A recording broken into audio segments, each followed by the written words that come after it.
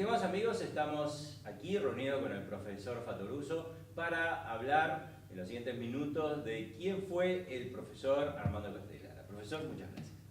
El profesor Armando Costa y Lara fue una figura destacada de la actividad política y de la actividad académica en nuestro país.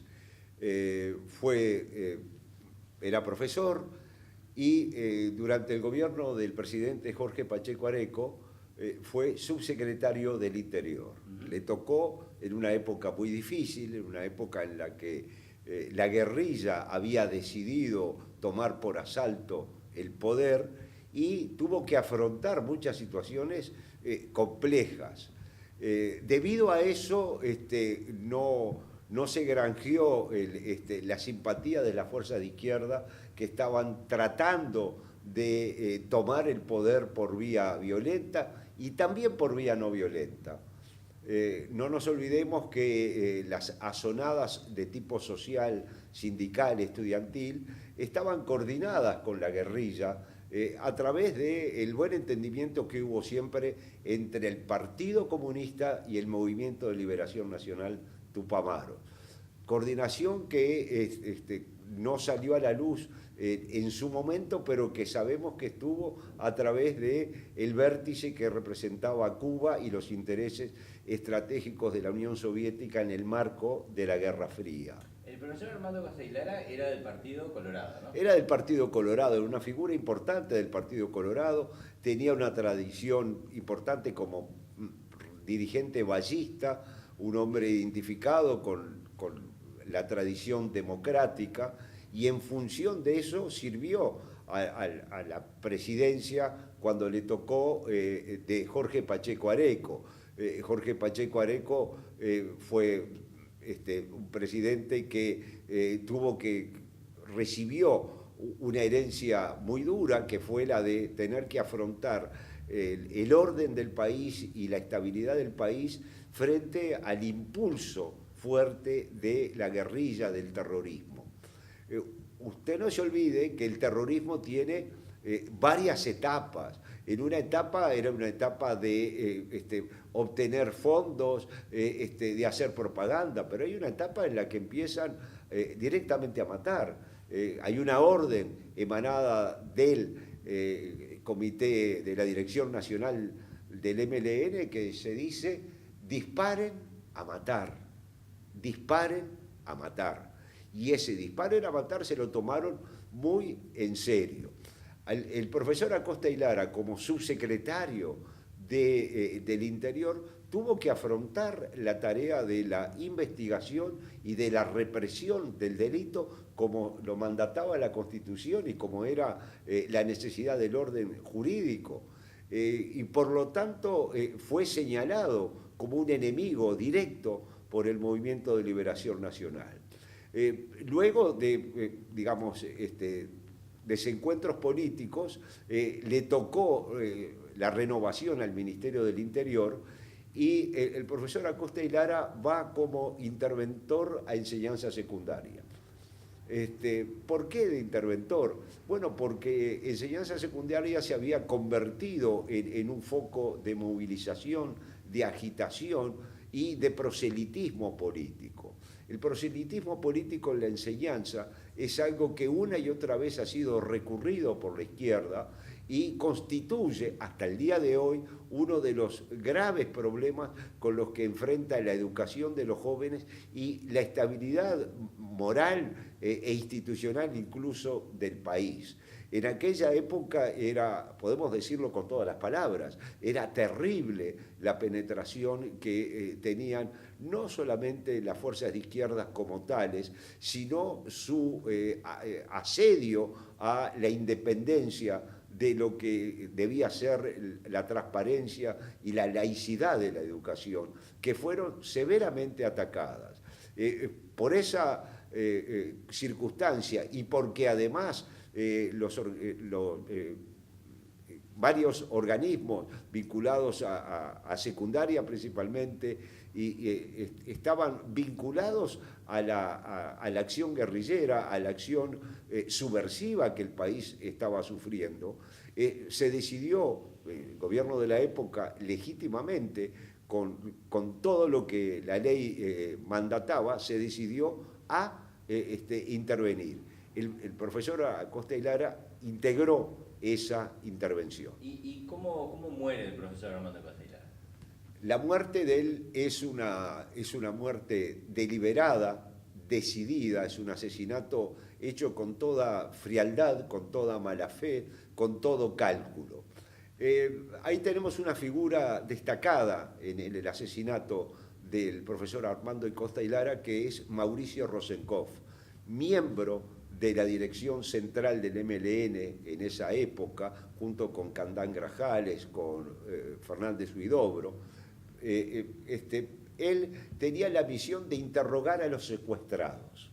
Era un interrogador, acosador de las personas que eran secuestradas por el MLN y encerradas en condiciones infamantes, en lugares y con acciones violentadas sobre sus derechos. Y él interrogó a un fotógrafo de la policía que aparentemente le dijo que existía un escuadrón de la muerte o un comando de casas de Tupamaro. La verdad es que no sabemos qué le dijo ese fotógrafo de la policía a Rosenkopf. Sabemos lo que Rosenkopf le dijo a sus camaradas de la dirección central. Eso no pudimos contrastar, claro, su versión. Y a partir de ahí decidieron elaborar una lista de personas que habrían de ser asesinadas. Una lista de personas, así como cuando uno hace una lista para el cumpleaños de 15 de una hija o para un casamiento, una lista de personas que iban a ser asesinadas. La mentalidad, ¿no? O sea, vamos a matar a toda esta cantidad de personas. Exactamente, era una lista bastante grande, en la lista incluso había figuras nacionales. El doctor Jorge Valle contó que luego se enteró que todos sus horarios de movilización cuando iba de un lugar a otro, encontraron documentos que estaban pulcramente clasificados, en los que tenían prácticamente las 24 horas de él y de muchos otros políticos que consideraba el MLN y la izquierda consideraban enemigos. Así que Mauricio Rosenkopf le comunica o le induce a la dirección central de afrontar como hecho publicitario el hecho de la existencia de un supuesto comando Casa Tupamaro. El tal comando no existió nunca, existieron algunas pintadas hechas por los propios grupos de apoyos tupamaros que en algún centro de estudios aparecieron, pero en realidad no existieron porque las pocas muertes no establecidas por el MLN fueron ejecutadas por el propio MLN. Personas a las que acusaron de haber robado para sí mismo o de haber delatado. Por lo tanto, asesinaron a uno de los cuantos de los suyos. Pero el profesor muere un 14 de abril de 1972, ¿no? En un acto inicuo totalmente. En un acto inicuo totalmente. ¿Por qué? Porque la dirección central encarga a un personaje, a Rodolfo Wolf, que se haga cargo del comando. Y él es el que va a buscar a todos los integrantes, que van a ser 6 en concreto, entre choferes, proveedores de armas, en fin, para ejecutar la acción. ¿De qué manera ejecutan la acción? Ellos identificaron dónde estaba la casa del profesor Acosta y Lara, que estaba en la calle hoy, Barrio Zamorín. Cerca de la Intendencia. Cerca de la Intendencia. Y empezaron a hacer inteligencia 2 meses antes. 2 meses antes empezaron a hacer inteligencia, a observar los horarios, las entradas, las salidas, el movimiento de gente. Vieron cómo se movía el profesor Acosta y Lara y decidieron desde dónde acribillarlo, desde dónde asesinarlo, desde dónde ejecutarlo fríamente. Ahí asignaron a un personaje, Samuel Blixen, que había hecho estudios en Cuba de manejo de fusiles, él se había especializado en realidad en el M1, en el tiro con M1, era un especialista, aparentemente muy bueno, y también estuvo haciendo con el ejército cubano ejercicios de supervivencia. Lo ponen a él como ejecutor, lo designan a él como ejecutor, y Rodolfo Wolf iba a estar con él en el momento de disparar, era el que lo iba a acompañar. Además se necesitaban 2 o 3 personas más, uno que iba a ser el chofer, con una camioneta robada, y otros que iban a tomar por asalto el lugar desde donde se habría de disparar. ¿De dónde van a disparar? De un templo metodista que hoy está en pie, el templo metodista que está en la calle Barrio Zamorín y Constituyente. Ahí entraron por la calle Barrio Zamorín, redujeron a las personas que estaban ahí, un pastor, personal administrativo, incluso había niños. Había 2 niños a punta de revólver, a punta de pistola, perdón, y con fusiles en la mano reducen a esas personas, las encierran, y es ahí que los asesinos van a tomar su puesto en una de las ventanas que le va a permitir disparar de manera perfecta. Aproximadamente a las 10 de la mañana ya estaban puestos en la ventana esperando que saliera el profesor, que salió a las 10:18, 10:19, y en el momento en que está saliendo de su casa, del brazo de su esposa, junto con uno de los custodias, Blixen comienza a querer disparar, pero se olvida de sacar el seguro del arma. Entonces, la primera ráfaga, digamos, de balas las tira Rodolfo Wolf, la primera ráfaga. Pero luego Blixen se suma y una de las tantas balas, quizás la bala mortal, es la de Blixen, que es la que mata al profesor Acosta y Lara. La esposa de Acosta y Lara resulta herida en la ocasión y el custodia también resulta herido. Rápidamente huyen del lugar, cambian de vehículos y cumplieron con la orden a la que se ofrecieron gustosamente, porque cuando a Wolf le preguntan si está dispuesto a hacer esa acción de la Dirección Central, dice que sí, que con gusto. Y él recluta y pregunta, ninguno está obligado a realizar una acción. Es una acción voluntaria. Es una acción voluntaria, es una acción de servicio a la causa terrorista que la hicieron y la ejecutaron de acuerdo al plan que tenían, de manera casi perfecta, si no fuera que se le olvidó sacar el seguro al señor Blixen. Está bien. ¿Y qué tenemos para aprender de la infiltración de la izquierda en la educación actual? Bueno, la infiltración de la izquierda en la educación actual es la infiltración de la izquierda en la educación de toda la vida. Eso es uno de los problemas que existen y que tiene que ver un poco con el proyecto de asalto al poder que tiene la izquierda. La izquierda, una de las ventajas que tiene es que es versátil, no renuncia a ningún medio de lucha.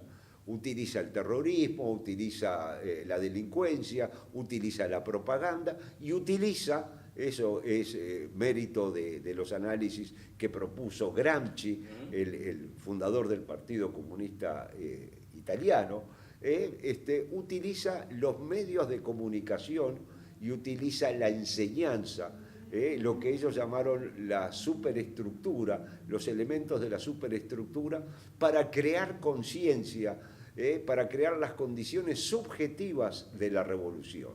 La teoría de Gramsci es que hay que crear conciencia de la necesidad del cambio revolucionario, y eso se tiene que crear desde la primera toma de conciencia de las personas, a través de la enseñanza, a través de la cultura, a través de los medios de comunicación. La izquierda está juramentada a tomar el poder por el medio que sea, y la enseñanza por eso es un elemento decisivo. Mal podría obtener los resultados que ha obtenido o que podrá obtener si no tiene una buena base en la enseñanza en todos sus niveles. Pero no hay una responsabilidad, porque en Uruguay la educación tiene que ser laica, ¿no? Sobre todo la educación pública. Y la laicidad es precisamente esto, salir de desentenderse de las ideologías, digamos, político-partidarias y tratar de encontrar un punto común. ¿No habría una responsabilidad de las autoridades de la enseñanza de combatir esa infiltración y ese adoctrinamiento ideológico? Sí, sí, como también hay una responsabilidad por parte de las autoridades de atajar el delito o, claro, o de ocuparse de que no aumente la cantidad de gente miserable durmiendo en las calles. claro. Hay muchas responsabilidades que las autoridades no cumplen. Este es un país donde existe una doble legislación, una legislación de papel en el que están todos los derechos consagrados y una legislación de hecho en lo que esos derechos no se respetan, no se observan, porque la autoridad no se cumple. Profesor, para redondear, ¿qué es lo que le parece que significa el asesinato de Acosta y Lara, que nos acercamos a un 14 de abril? ¿Qué es lo que tiene como mensaje para una persona joven que no tiene por qué conocer todo esto? ¿Qué es lo que significa, cómo una persona puede entender lo que pasó y qué es lo que significa a futuro? Si lo puede redondear, profesor. Sin duda que sí. Lo que ocurrió en el Uruguay fue terrible, fue una ola de asesinatos, de robos, de secuestros, algo que el país no merecía haber vivido porque no había condiciones en ningún sentido ni causas para que eso ocurriera. Lo que tendremos que hacer con todo eso es aprender, algo que algunas generaciones posteriores no hicieron. Todavía estamos a tiempo de aprender. ¿Por qué? Porque tenemos que aprender a cuidar primero las instituciones de la libertad, que es el Estado de Derecho. Tenemos que aprender a cuidar la observancia de la ley y por sobre todas las cosas tenemos que aprender a exigirle a las autoridades que cumplan con sus responsabilidades.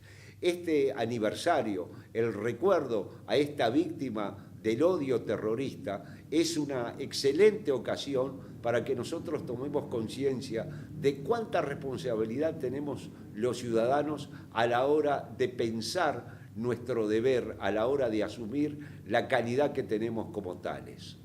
Muchísimas gracias, profesor, ha sido un gusto estar con ustedes. Bueno, cerramos el video por acá, muchas gracias a ustedes y síganme para más videos.